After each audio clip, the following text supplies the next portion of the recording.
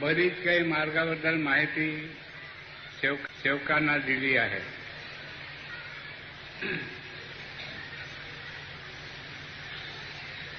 मला असं वाटते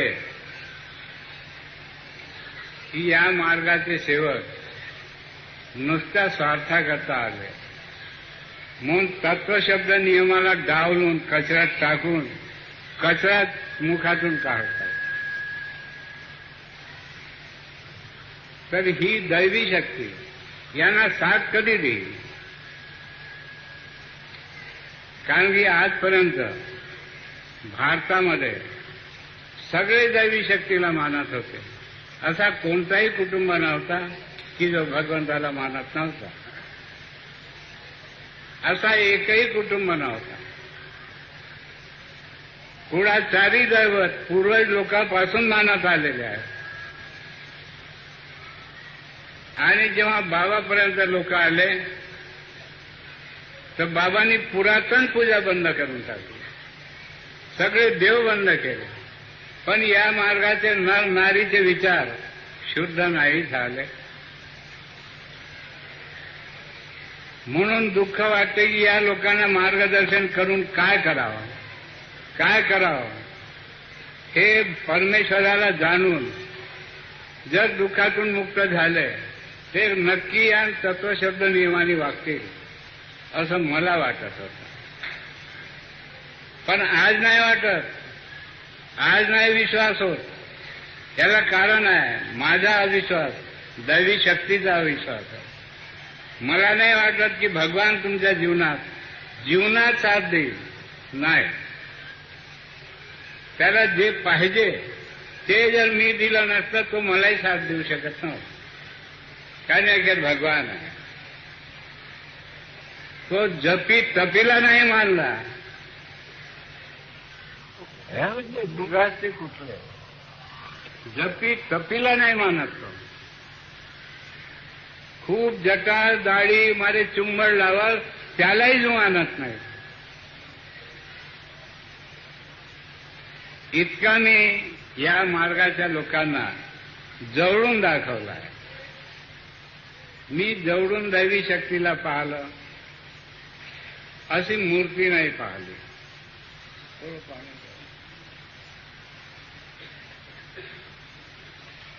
खूप गरमी होऊन राहिली मला. एक कूलर नाही लावलं इथं.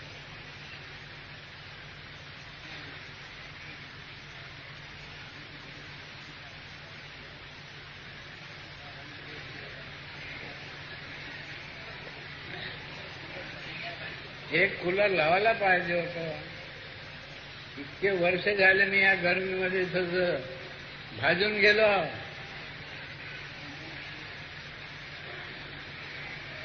अरे आपटी चावली गौरीची आणि कंस टाकलेत भाजेल की नाही? एक साधं उदाहरण आहे. नाही ते इतके लोकांची गरमी आणि माझ्यासमोर नेहमी, सेवकासमोर नाही पण माझ्यासमोर नेहमी आहे. घरी दिवसभर आहे आणि बाहेरही दिवसभर आहे. असा मी भाजल्या गेलो. मी कर्मदोषी नाही. मी पाहलाय की तुम्ही तुमच्या या मार्गाच्या लोकांचा जीवन, चाहे ते नर असो नारी असो, कोणी हस्तक्षेप करू शकत नाही. पण तुम्ही या नियमाचा आपल्या हृदयात जर याला समावेश केलं तर तुमच्या भविष्यात पेरून पेरी तुम्हाला कोणी हस्तक्षेप करू शकत नाही. जर कराल तर मी जिम्मेदार आहे. आता शारीरिक रेग आहे, नाशिवंत आहे, जास्तच कष्ट झाल्याला त्रासही होऊ शकतो. अरे मनभराच्या ओझ्या उचलण्याची शक्ती आहे. 2 मन उचलला तो बसेल की नाही? साधं उदाहरण आहे. साध्या गोष्टी मी सांगतो. जपी तपीला मी सुनावू शकतो. पण तुम्ही अज्ञान लोक माझ्या ऐकत नाही आणि सेवकामध्ये मतभेद खूप ठेवतात, खूप मतभेद. अरे मला हे माहित आहे, माझ्यात देव आहे, तुझ्यात देव आहे, त्याच्यात देव आहे, त्याच्यात देव आहे, त्याच्यात देव आहे, त्याच्यात देव आहे. बस देवाला पटले असे तुझे विचार नाही निघाले तर अधोगती गती नाही. आमचे देवाचे विचार पटले म्हणून याच्या पोरीचं भूत निघाला नाही तर गुरुजी होता. गुरुजी लोकांना शिकवणारा, याच्या पोरीचं भूत काऊन नाही निघाला? याला ज्ञान नव्हता का? जो पोरांना शिकवतो त्याला ज्ञान नाही का? मग तो कसा दर ठोकर खातो? तर या देशात प्रत्येक नरनारीला अहंकार आहे. या देशात या देशाची संस्कृती अशीच आहे. पण मी ज्या दैवी शक्तीला प्राप्त केला ती दैवी शक्ती अशी आहे की तू प्रत्येक मानवाला समज. त्याचे जरी विचार वाईट असेल तू चांगले विचार दे, पण वाईट करू नको. जर तुझ्या मनात त्याच्याबद्दल वाईट आलं त्या भगवंताच वाईट आलं. पुढचं भविष्य तुझं काय? काही अर्थ नाही. म्हणून इतके गुन्हा करणारे सेवक माझ्याजवळ येतात तरी मी त्याला मार्ग दाखवतो. पण मुद्दा एकच ठेवतो, तू नियमात चुकला. काय मुद्दा ठेवतो? तू नियमात चुकला त्याची तू आठवण कर. नाही तू कर्म करशील आणि जबाब मला विचारशील. एक साधी गोष्ट आहे. प्रत्येक व्यक्ती नर नारी आपल्या आपल्या ठिकाणी कर्म करते. असं काहून झालं म्हणून मला जबाब विचारते? हा केवढा मोठा अज्ञानपणा आहे, केवढा अज्ञानपणा आहे. मी दैवी शक्तीला ओळखतो. तुला नाही पटत ऐकू नको, पण काही बोलू नको. नाही पटत तू आपल्या मनाने कर्म कर. पण तू जर काही बोलला तर तुझ्या मागं पुन्हा कर्म भोग आले असं समज. बाबाला हे माहीत आहे की दैवी शक्ती माझ्याजवळ आहे म्हणून कोणी येत नाही आणि नियमाने मी वागतो म्हणून कर्म बंधनात मी पडू शकत नाही. कारण कर्म बंधन मी त्यागी आहो म्हणजे त्यागीच आहो. व्यक्तिगत हार घालत नाही, घालतच नाही. अरे संस्थेकडून हार घातले, व्यक्तीनं कोणी टाकलंय का? संस्थेचे अधिकारीनं हात टाकले. मग माझे विचार कसे आणि सेवकांचे विचार मी कसे ऐकतो? तो वाईट तो चांगला, तो वाईट तो चांगला. अरे सगळेच वाईट आणि सगळेच चांगले का? पण सगळ्यांनी चांगले विचार ठेवले सगळे चांगले, नाही जर वाईट विचार ठेवले सगळे वाईट. आज तर देश नाशून गेला. देश नाशला. काय झालंय देशात? काय समाधान आहे? कोणाला समाधान आहे? असं नासून गेला. या दैवी शक्तीला वाटते आज त्याची झळ आपल्यालाही पोहोचते. कारण की आपण सत्यवादी लोक, आपण आपल्या ध्यानी कार्य करतो. काही चुकाही होतात, माणूस फसूनही जातो, काही व्यवहार आहे. पण आजपर्यंत बाबा दैवी शक्ती कार्य देताना बाबा फसले नाही. बाबांनी सगळ्यांना सोडवला. बाबा नाही फस, सगळ्यांना सोडवला. जिथं नेलाय सेवकांना त्यांनी असे भिरकावले आहे देव. खाओ खवसे बाबू जरा उभे व्हा बरा.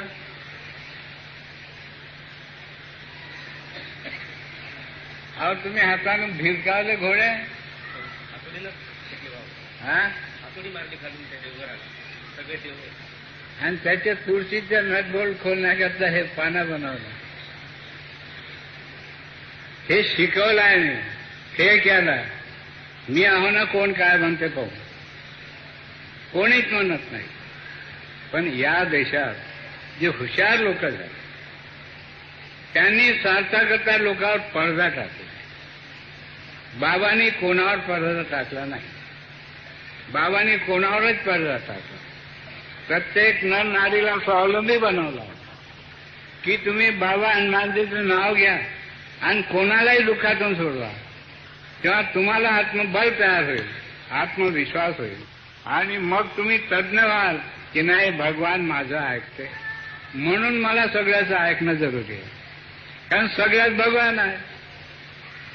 नाही माझं तर ऐकते, मी कशाला कोणाला ऐकू, म्हणजे झालं तोही खाली जाते. कुठं जाते? खाली जाते. म्हणून उदाहरण सांगतो. मी एकटा व्यक्ती त्यावेळेस 10-5 सेवक होते. मी ऋषिकेश गेलो. पोराला दिल्लीवरून अमेरिकेला सोडलं आणि पोराची मामी, मावशी आणि घरचे लोक आणि मी चौघा आम्ही ऋषिकेश गेलो ऋषिकेश. तिथं गेल्यावर घरच्या लोकांना सांगितलं मी की आपण एकाच भगवानाला मानतो आणि आपला भगवान आपल्या जवळ आहे. या दगडाला नमस्कार करायचं नाही. कोणता दगड आपल्याला आडवा येते जरा पाहू तसंही. या देशातलं मानलेलं ऋषिकेश, मानलेला तीर्थस्थान नाही, आणि सगळे नमस्कार करतात. आणि बाबाने आदेश केला की याला नमस्कार करायचा नाही. प्रत्येक देऊळ पाहते, मानवाची कला पाहते, पण नमस्कार करायचं नाही. कोण देव म्हणते की तू मला नमस्कार केलं नाही, असं आपण पाहू तसंही. अरे प्रॅक्टिकल तर पाहू का? कोण देव आपल्याला म्हणते की तू मला नमस्कार का केलं नाही? देईल झटका, द्याव झटका. आणि कोणाच्या झटक्यात उभे आहो, त्याचा झटका मोठा की तुझा झटका मोठा आम्ही पाहून घेऊ का?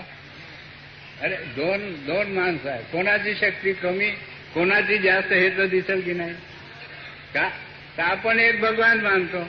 आता ऋषिकेशला इतके देव आहेत आणि इतके देवस्थान आहे की खूप. आता इतके देव जर विचार केला की हा एकच व्यक्ती नमस्कार करत नाही, सगळे मिळून याला द्यायला झटका नाही, द्यायला पाहिजे की नाही? अरे मी एक व्यक्ती त्यांचा अनादर करून राहिला. काय केला? अनादर केला, आदर नाही केला. आजपर्यंत जे लोक ऋषिकेशला गेले ते जपी असो, तपी असो की अजून कुंभमेळ्यामध्ये अनेक प्रकारचे लोक गेले असावे, सगळ्यांनी नमस्कार केला आणि बाबांनी नमस्कार नाही केला. तर सगळे देव मला झटका द्यायला यायला पाहिजे की नाही? अरे झटका देत नाही ते ऋषी खरे कसे? हे ऋषी खरे कसे? कशावरून मानो यांना खरे? दैवी शक्ती. त्याने गाठ पाडली, माझी गाठ पाडली. ऋषिकेश फिरून एक मारवाडी कुटुंब होता.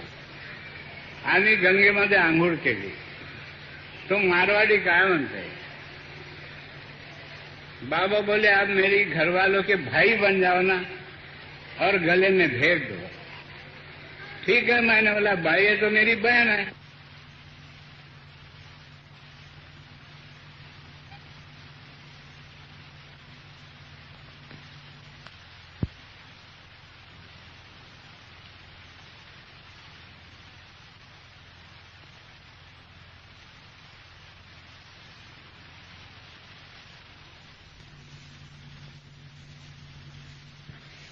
तेव्हा त्यांना मी विचारलं, नाश्ता दिला, तेही खुश झाले.